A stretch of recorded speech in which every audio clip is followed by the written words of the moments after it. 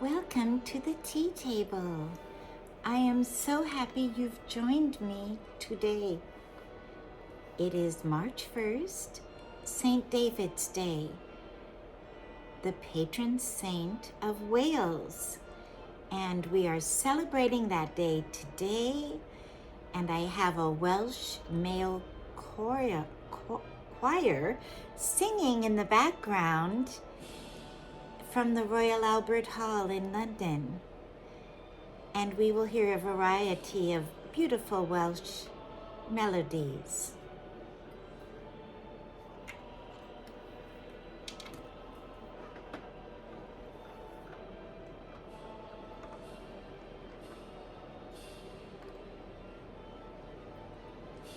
They're singing God Save the Queen.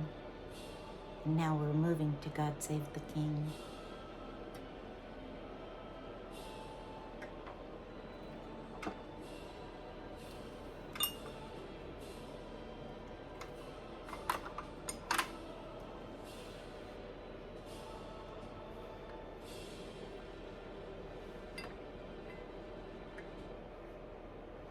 Well, this is a wonderful tea cozy I have, and it's got the Union Jack, which has this wonderful combination of crosses, and actually Wales has the theme of the dragon, and it's the black dragon on the red and green flag, and it is symbolic from ancient times as their symbol when they went to war and they defeated their enemies. And Wales is an incredible country. Wales is a country that is filled with so much heritage. We have, of course, the wonderful choirs. Everyone in Wales, it seems, can sing. And then we have the fabulous preaching, speaking, acting, drama. So many of the great poets, writers, dramatists have come to us from Wales. It is said every Welshman can preach and every Welshman can sing. And they can preach you right into tears. Yes, it's so much heart, isn't it? Well, I have chosen the most beautiful china today for our St. David's Day celebration. And I have quite a collection here. And it is called the Welsh China, and I put a little Welsh man and lady in the front. And it's called gaudy china, Welsh gaudy china. And I think it's because it's splashy. It's got so much beautiful color. I have so much on this tray, but here's a cup. And I have a cup for, here is, let's put the little lady and man. I'm gonna put them over here by the Welsh scones I have for you. Here is a little cup, and I'm just going to take a minute and show you these gorgeous colors. They're cobalt blue, gold, and peach and orange. And this is a little one for the little children on the tea table. That is for you. Then I have this one. This, I think, is my absolute favorite. It's so gorgeous. And do you see it has all of that? It's just covered with splash and art and flowers. And then I have a little baby creamer and sugar. I just wanted to put them all on. I went through my china cupboards and found this. And then, well, let me pour out. And if you haven't gotten your tea yet, please get your tea and I'll be waiting for you.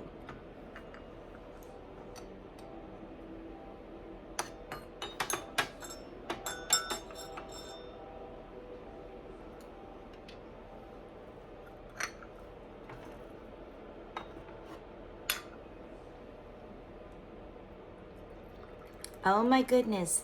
And the tea they have in Wales, Welsh tea, this is so interesting. And here's the beautiful creamer. Do you remember last week we had Kenyan tea? And Kenyan tea, I'm discovering, is very special. And it is because of where it is grown in the sun. And it has a lot of orange pekoe and hints and colors in it. Well, Welsh tea is a combination of Kenyan tea and British tea, English tea, English breakfast tea. So I made it myself today. Oh my goodness, that's the perfect tea. It is delicious.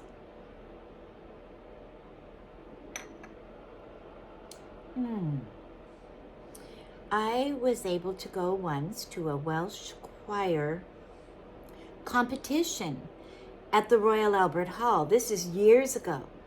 I was very young, and a dear friend, an elderly gentleman, Mr. Mackenzie, and another friend, Mary Williams, who was very Welsh, took me as their guest. I was the young American girl in London, and they would take me to these wonderful places.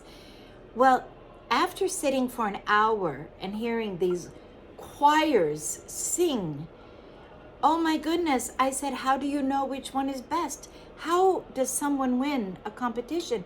They're all so beautiful and so moving. I really don't know how you judge choirs. I guess there has to be a fine ear that hears perfection in the voices, but they all sounded fabulous to me, and I'm a singer. The intonation, the togetherness, the harmonies, the heart, the expression, the unity, it was all there in every choir. Oh my goodness, this is so good. I'm pouring another cup. Is that all right? Oh my. Oh, this is delicious. This is the cream pitcher. And then this is another pitcher that is often on the tea table. And what it is, it can be either, sometimes they'll have cream and then they'll have milk, or they have a canned milk in England, or hot water. For people that don't want their tea so strong, they can tone it down a little bit. And the tea table just is to please everyone. And when I was in Scotland once, I stayed at a beautiful home at my friend's. Colin Mackenzie took me to his family home. His parents were so dear. His father was an engineer, and he was studying to be an engineer. And then his cousin Colin was studying to be a doctor, and his father was a doctor. So the sons were following their father's professions, very old-fashioned. And he left me at his parents', and they had a gorgeous home in Edinburgh. And I remember they gave me the guest room, and it had a huge, it was such an antique. It was gorgeous in the either deep mahogany or oak, and it was 4-poster, and it had a green, deep forest green velvet cover on it, like a king's bed. I never forgot it. And in the morning, I was awakened with tea. And the tradition was the man of the house goes around with a tray of tea already poured, cups to awaken you.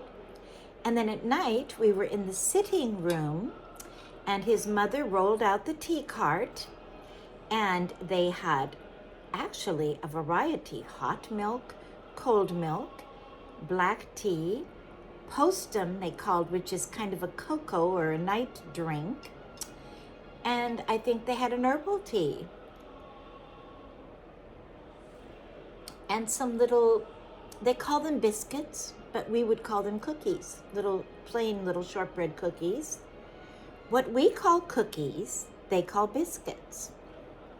What we call biscuits, they call cookies. Isn't that interesting? I have never in my life tasted tea better than this. It's Kenyan, and which I used, the other bag I used was Tetley, which is a brisk, like an English breakfast.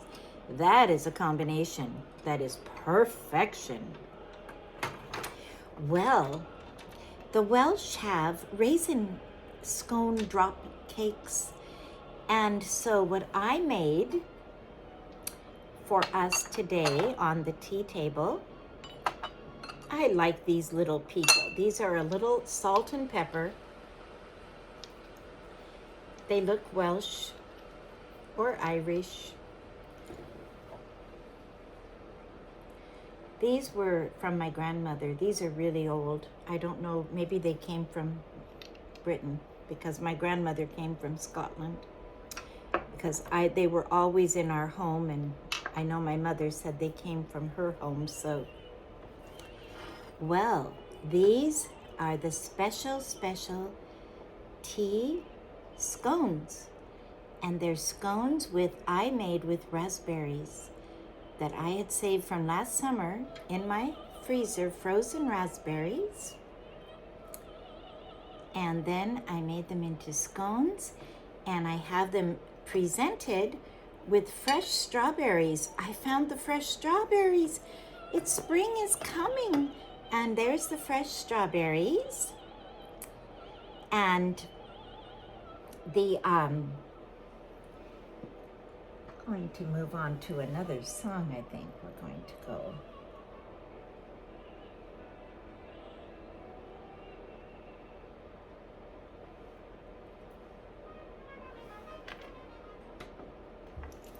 This is all Welsh music, traditional Welsh music. And on St. David's Day, they sing and dance, they dress up. And actually, the Welsh women have a very old-fashioned, beautiful costume that looks like a just typical ethnic costume. And then they have a black and white checked apron and little black hat like this, like a little stovetop hat. That's what they wear. And I was thinking of trying to get it together, but I didn't really have enough to do it. So maybe sometime I will do that for the tea talk. But I opted for my green velvet jacket, which is my Robin Hood jacket, which was just brought to me as a gift from my friend Elizabeth, the one that loves to thrift. She found me this green velvet. It's my favorite color, green. And I call it Robin Hood green or moss green. And then I have a shawl I'm wearing that could be any place in Great Britain, Wales, England, Ireland, Scotland. It's the Hunt. And I think it's probably hard for you to see, but it's the horses and they're riding. It's called the Hunt, and it's got the forest green also. And then I have a purse that matches my scarf. And it's called the Hunt. It's a leather, do you see? That's the pattern that's on the scarf. I love touches of red in a room, in a design, and my daughter, who graduated from interior design school from a very wonderful lady that was a teacher of it for literally 40 years. She was a brilliant woman and taught them all the history of fashion and home fashion, and went back all the way to Egyptian times and gave them historical perspective. And she said, every room needs a touch of red, just like a lady to be fully dressed needs a touch of red lipstick. So I thought that was an interesting, and I think a touch of red is nice. And we have a touch of red. We have this tea cozy. And then we also have the red strawberries and the red in the scones. So I think, and In Wales, their symbol is the daffodil. And I had to go looking for daffodils for my table today. And I found them. They are just for you. They are the very first of the season. This is my daffodil vase. I couldn't find it. And I looked and looked, and there I found it. It was safely in my cupboard with all my vases. And do you see how pretty this vase is? Now, the daffodils have not quite come out yet, but we want to move on with, I would like a little bit different music, I think. And the man told me, I said, oh, your daffodils, you have them in the holder, but there's no water. He said, that's on purpose. If we put our daffodils in water to sell the bunches, they blossom and bloom within a day. And so mine are not quite out yet, but they're coming. And these are for you. And the symbol of Wales is the daffodil and the leek. And they used that symbol when they were in battle, and they won the battle, and so they kept it as their symbol. Wales has a very old history, and it goes all the way back. It was believed that David, who was born in the 500s, who became Saint David, that we're talking about his day, it is believed that he was the nephew of King Arthur, you know, in the Knights of the Round Table. That's what it's believed. So, and he was very royal. His father was from the royal house. His mother was a chieftain's daughter. Her name was Nonan, and she's very honored, and there's a church and a grave site for him in Wales. He's beloved. He dedicated his life to God, and he was right after St. Patrick. And it said St. Patrick foresaw that there was going to be a David come from Wales. And he could sing, he could preach, he could write, he could speak, he could read. He was very well versed in all of the literature of the time. And he's one of the 12 apostles of Ireland. You know, we talked before about St. Patrick, and we're going to talk about him again. His birthday is this month too, the 17th. My birthday is this month. And then this is the month where Purim, Queen Esther, is celebrated. The Jewish people celebrate that, turning of the tables. And it's so appropriate for March, because I went out today looking for you for daffodils for the tea table. I went to 3 stores and no one had them yet. They had little plants, but they said, no, the weather's been too cold.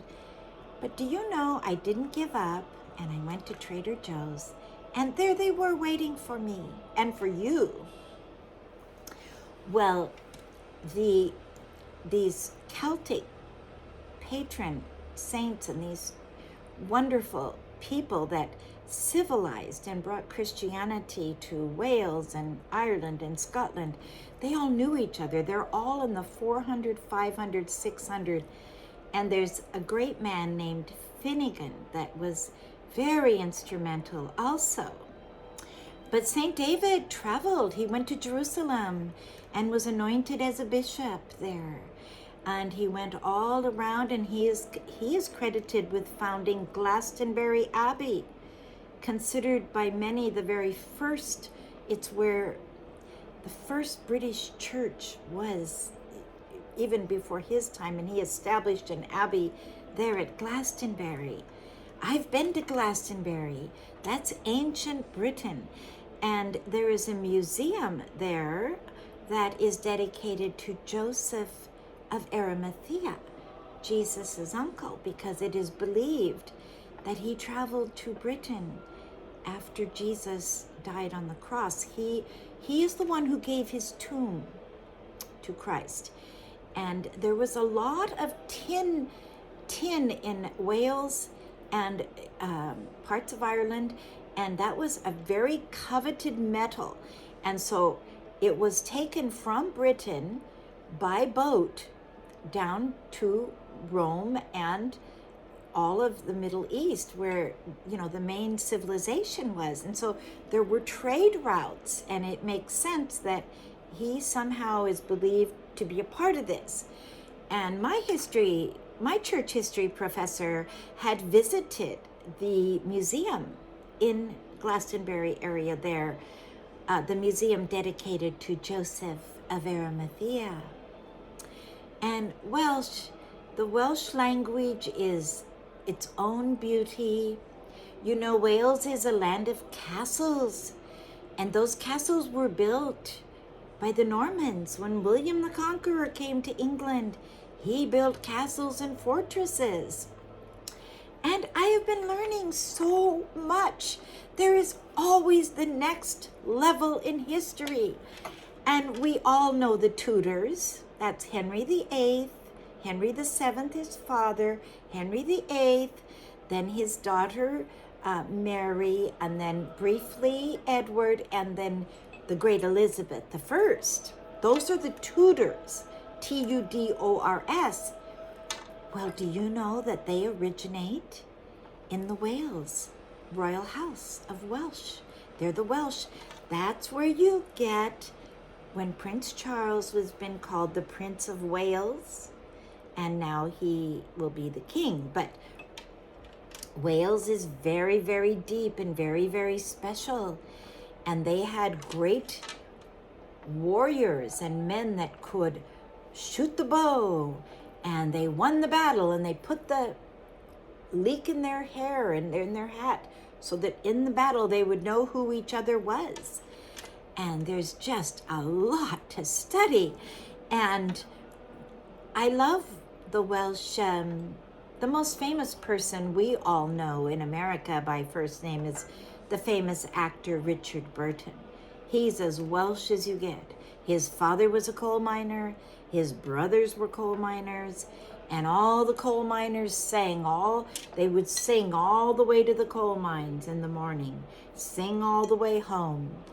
And when I lived in England in the 1970s, I was told that in every Welsh village and town on Tuesday night, they had the Tuesday night men's choir, male voice choir, and everyone would go to the church and sing, and they all know the songs. They know the hymns. They're famous for their songs, like I say, their poetry, and Richard Burton had the voice, that speaking, and of course he was, I think, the 12th of 12 children, and his mother died. He has an incredibly sad story, but his older sister was so old that she was like his mother, and she loved him. And then a wonderful man came and saw his ability and sponsored him and sent him to school. He was the only one in his family who had this opportunity. And then he became this great Shakespearean actor on the stage in London, and then was invited to Hollywood. And there's something so special about his elocution. All of those trained British actors and actresses have a depth. They have something so rich because of their training, because it is passed down generationally back to the time of Shakespeare.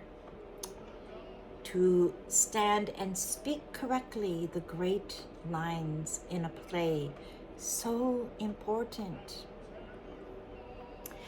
And so I just feel that it's so nice to know about other countries. And I'll tell you the name of Wales. Cambria. That's the name of Wales in Welsh. If you look at an old map, it'll say Cambria. Well, I have a little granddaughter named Cambria. And my son and daughter-in-law named her that because he proposed to my daughter in Cambria, California, the beautiful place right on the Pacific Ocean, a little bit north of Malibu there, and beautiful place. But then they also went to a Welsh fair and had the most wonderful discovery of the Welsh tea and the cakes and the people. And so then we discover from my husband, his mother did the genealogy, and he's Welsh, and his family is Davis. So isn't that interesting? We all connect full circle, don't we? So happy St. David's Day. And I know there used to be celebrations in Seattle with the bagpipes and the Welsh dancing and the Welsh singing and the cheer and the happiness. The Welsh are beautiful people. Mary Williams, I'll close with this, my dear friend, who I met actually in Germany, beloved woman. She took me under her wing when I went to England and invited me to her home for Christmas. And she lived up in Leighton Buzzard, which was up north. And I went, and she had a roast goose for the dinner. She made homemade figgy pudding for me with the flame. Then we went to the little church early on Christmas Eve, and they had a little pump organ, and no one was there that could play it. And she said, well, Susan is a musician. I had never played an organ, never played a pump organ, and they were giving me Christmas hymns that I really didn't know. But the minister said, oh, come, you'll do fine. So stepped out on faith. I couldn't say no. So I played, and it all worked. And that was the night I discovered my favorite Christmas song forever, The Bleak Midwinter. And we sang it, and I've sang it now every Christmas. And oh, it's so beautiful. And I played this ancient little pump organ. Well, then we went home. Like I said, we had roast duck and roast goose and figgy pudding, the whole thing, and went to the market, and they were singing Old Lang Syne, and then I started crying. I was just a tiny bit homesick at that when I heard the music. It moves your heart. Well, she said, oh dearie, don't worry, come home. So we went home, had our dinner. Then we went to the midnight service in the big cathedral, and it was lessons and carols with the boy choir and the main choir and the congregation, and they had the red robes and the white and the candles, and oh my goodness, it was the most gorgeous Christmas Eve I've ever had. It was perfect. And that was because Mary Williams, my Welsh friend, took me in and showed me England at Christmas. So special. So special. When people come from other countries, invite them in and show them your touch of America. It will make you happy and them happy. Well, it's March, and when I want to close now, but I want to tell you, when I went out, it was sunshine, then it was rain, and then it was wind. It's my month. It's drama. March is rainbows, drama, kites, and wind, and the beginning of spring. So happy St. David's Day, and happy March. And to you who are Welsh, a special, special love to you. And so make sure you have your tea. And I'm thinking, really, I need to do more blending of different teas together, because this blending of this Kenyan with the Tetley Brisk has created, I feel, almost what I would call the perfect tea. Yes.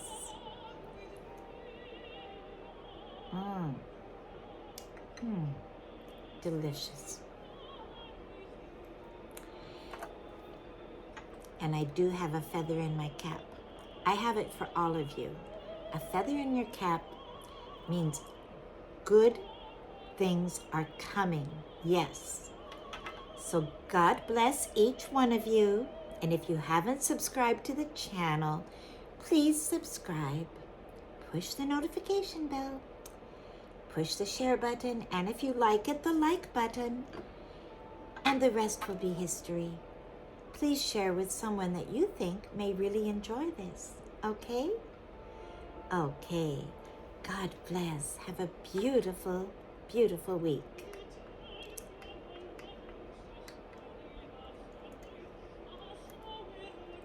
Oh, that's a beautiful Welsh song.